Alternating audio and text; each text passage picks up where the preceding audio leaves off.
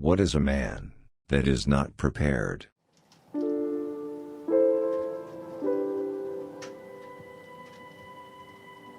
In our world, life has been easy, soft, unchallenging. We go to work, to school, and to church, with no worries of the future state of the world. What if the future became uncertain, the country unstable? You need to have a plan to prepare for the worst. A plan for self-reliance.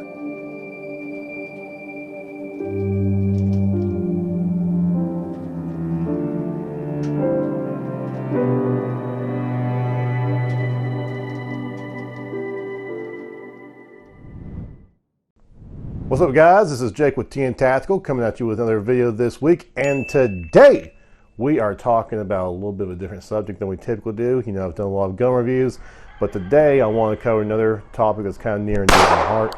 We're talking about self-reliance. That means growing your own food, canning your own food, making your own bullets, you know, solar power, water supply, all that stuff, having a bug out bag, being reliable without having to rely on someone like the government or someone to bail you out when you're in trouble. So, this is episode 1 of our self-reliance series, and it's a little bit different. You know, we're going to actually put this episode today in first person because I know you probably don't want to look at my ugly face the whole time, and we're kind of working in a small space here, so, you know, just bear with me on this one, but I think you'll get a lot of great information for this. So, anyways. So let's talk about canning for a second. You know, it doesn't really seem like a very popular topic until things like the pandemic have hit. Now suddenly everyone seems to be wanting to get into canning. Some people may try to preserve it by freeze drying or just regularly freezing it. Some may try to dehydrate it, but I want to talk about canning today. It's actually a very old way of preserving food. I mean, you don't really need much to it. You need mason jars. You need to have some good seals, which we'll talk about in a second. But canning's been around forever, and it is one of the most easiest and cheapest ways you can preserve your food without having to buy any fancy equipment like a dehydrator. Not that those are expensive, but you don't have to buy a dehydrator or something to freeze dry your food or something like that. Plus, if the electricity cuts out, you know, if you did have your food in the freezer, well, that's going to go bad. But with this method, there's no electricity required to keep your food preserved. It's all just natural methods. There's no electricity required to make this happen from beginning to end. You can can all your food just using this method without having to rely on another source of power besides fire.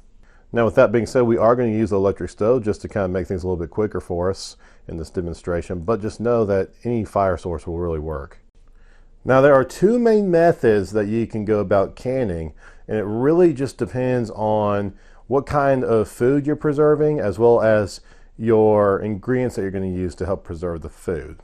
So the first one is water bath canning. This is where you simply have a large container, and bear with me, this is a little dirty. So just a large pot like this. Yep, there's a bug in there. It can be any large pot like this.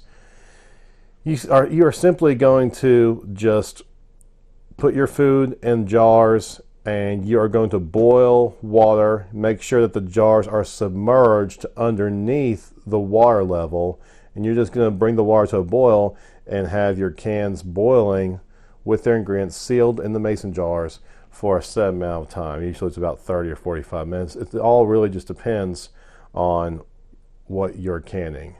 The other method of canning, and the method we're going to use today, is called pressure canning. Now, this method is a little bit more reliable, and you can also use pressure canning to preserve a wider variety of food.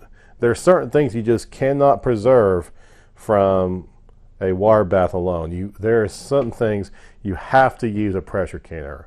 So, for example, if you want to preserve meat, and let's say it's in the wintertime and you shot some deer, and you wanted to preserve all that meat, you know, because you needed it. Well, you cannot water bath your meat. It won't work. You can't can it by water bathing. The bacteria will still grow, and it will get botulism, and it'll get rot, rancid, and just, you don't want to do that. You can't do it. With meat and a few other things, you have to actually go ahead and get a pressure canner and just pressure can. Now, a pressure canner, it's not really any different from a water bath canner as far as how it looks, except it does build pressure. Again, this one's been used quite a bit, so it's still a little bit dirty, but it's still in a totally good usable state. So there's not really any serious technology here. All you do is you put the lid on. You'll see it's got these grooves in here to kind of lock the lid on so it can build pressure. You put it down. Once it's down, twist it, and now it's locked in. So that's not going to be coming off anytime soon.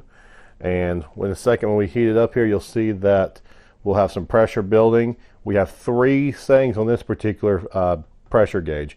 We've got 5 pounds at 1, 10 pounds at 2, 3 equals 15 pounds.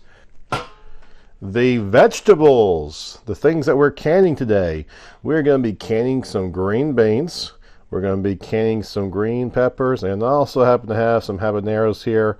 We're not going to can those, but I wanted to go and pick those as well. So let's look at the mason jars here and just get a little bit more detailed with this. So you've got a variety of different sizes. There's going to be smaller sizes than this one. I think this is your standard pint size, and this is a quart. I think this is 2 quarts, and this is like a gallon. Now, you can find larger and smaller sizes. The main important thing, it doesn't really matter what size you use. You just need to make sure that you are using enough pressure and having your stuff cook under pressure for a long enough period of time to make sure you kill all the bacteria. That's how this works. See, you put your vegetables in. For example, we're going to do green beans. We're going to fill it up with water and a little bit of salt. The salt doesn't really do anything. It just kind of helps, I guess, with taste or something.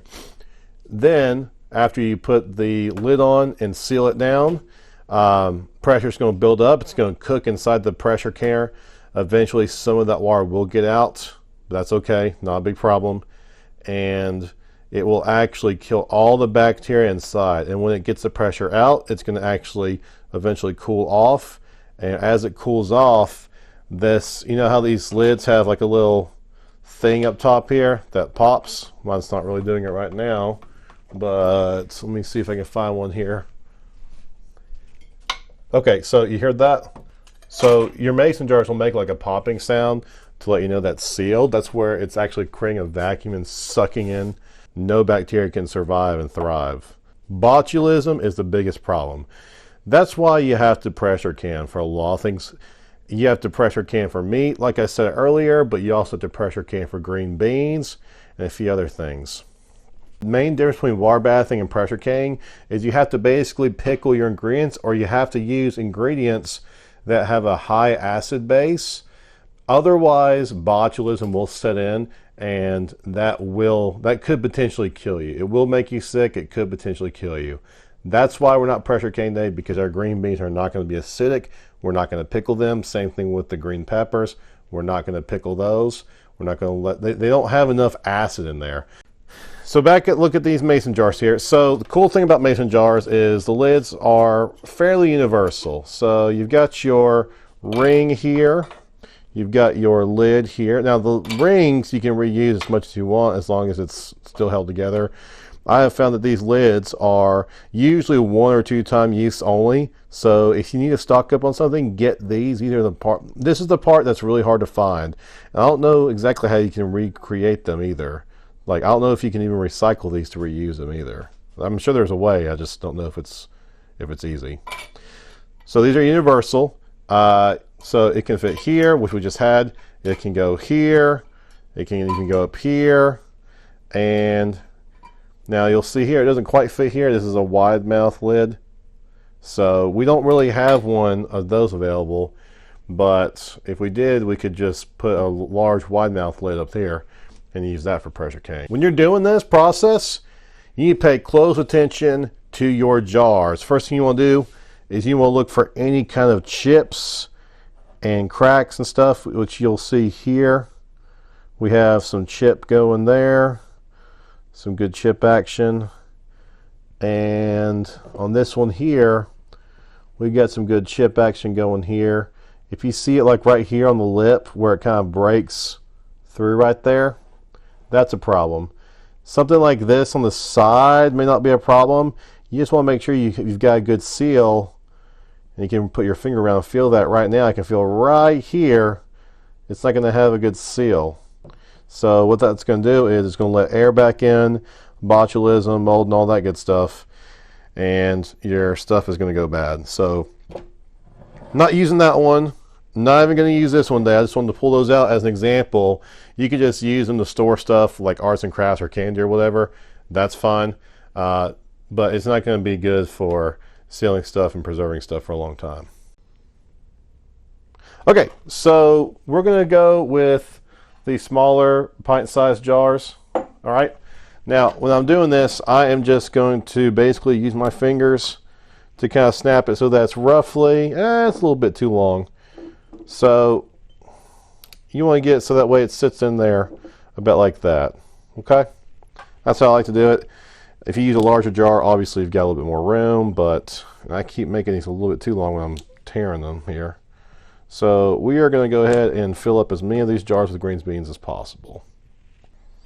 I feel like canning is sort of a lost art. I feel like not enough people are doing it. Did you know that only about 1% of the population actually grows their own food to sustain themselves? I found that out the other day. I thought that was kind of interesting. Kind of sad, but interesting. Okay, so there's our green beans. We got 3 jars here. So now we're going to get these bell peppers ready. Okay, so for the bell peppers themselves, we're actually going to go ahead and get the stems out. So let's use a small knife to just get the seed and stem out. Seeds, I should say.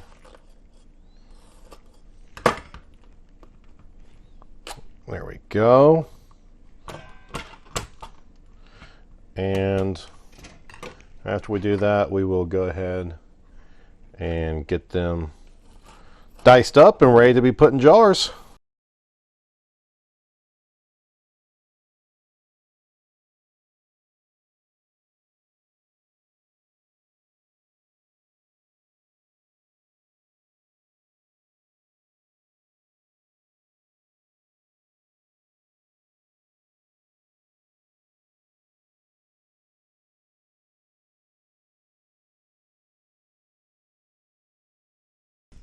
Okay, so on your jars, they recommend you leave about an inch of space from the top.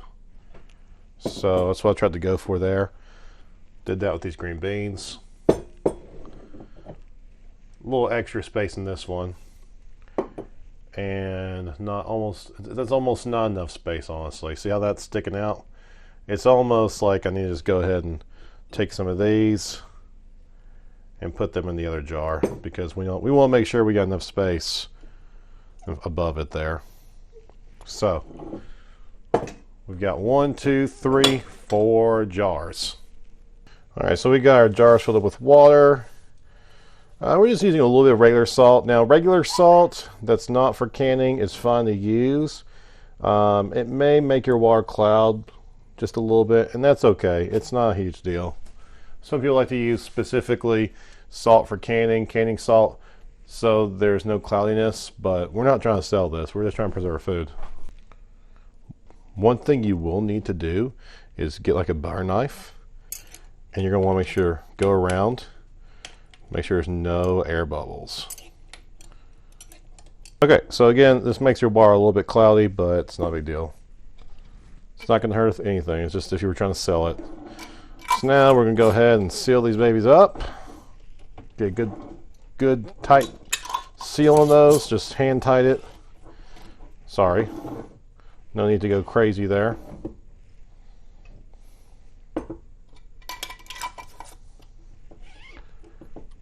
There we go.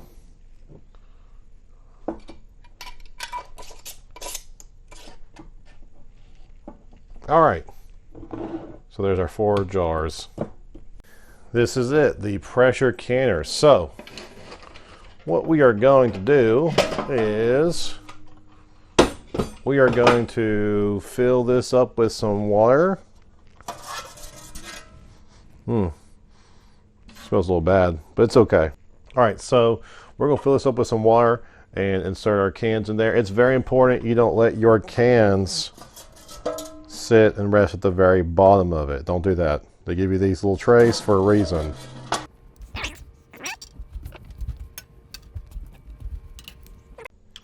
Okay, so we do have our jars in there. We have filled up with water. This is cold water. So we are going to turn our heat up here, and I'm anticipating this is going to take a little while to heat up. We'll come back and put the lid on in a moment. So one thing to note, that you need to look at your elevation for where you're at, because how much pressure and how long you cook is going to be solely based on that. All right, we are at our pressure here, so we're going to let this thing set for about 30 or 35 minutes just to be safe. Then we should be good to go. Okay, my timer just went off and we just hit 35 minutes. So we need to go ahead and release the pressure on this and let things set.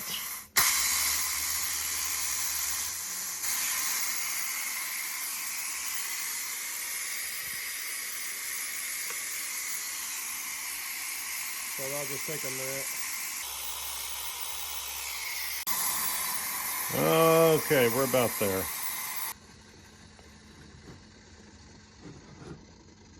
Okay. We'll let crack open. Steam's gonna come up though. Oh my goodness. And that steam is extremely hot. One. Oh, shoot. Ow, gosh, it's still burning. So I've got these tools here. I got, it's like a little grabber thing. I don't know where my wife got it. She got it somewhere, maybe online. But it's perfect for grabbing these jars. And we're just going to set them down over here. Look, it's still boiling. You see that? That's how hot it is. So please don't touch that. We're going to let these sit here until they cool off. And as they cool off, you're going to see that these lids, see how they're kind of sticking out right now? You see how it's kind of just bulging out? You see that? Oh, well, they'll start making sounds like that. When they cool off, they'll create like a vacuum and they'll kind of suck those lids back in, and that'll create a seal keeping anything from getting in. No bacteria, mold, oxygen, all that stuff. So right now, this is a completely sterile environment for these. Okay, so we are back now. It has been about an hour or so, and these jars have cooled off. I've gone ahead and dumped all the water that was in here. So now, if you look closely, you can see all these lids are now sucking inwards, concave. So they are, let's get some residue. They are all sealed up and they are all good to go. So those will keep for a number of years and they will not go bad.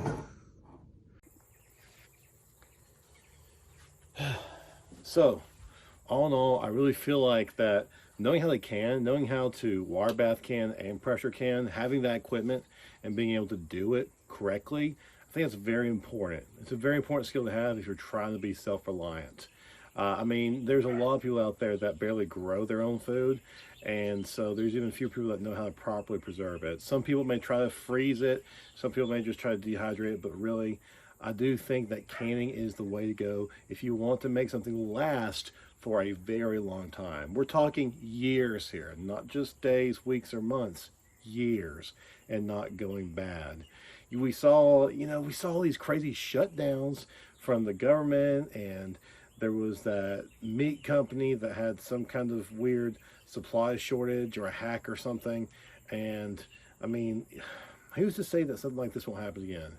Not to mention that with the drought that season that we have, and with all of the inflation that we're seeing currently with the US dollar, it's getting, guys, it's getting scary, okay? It really is. So we need to prepare now. We call ourselves preppers, right? Well, now is the time to prep.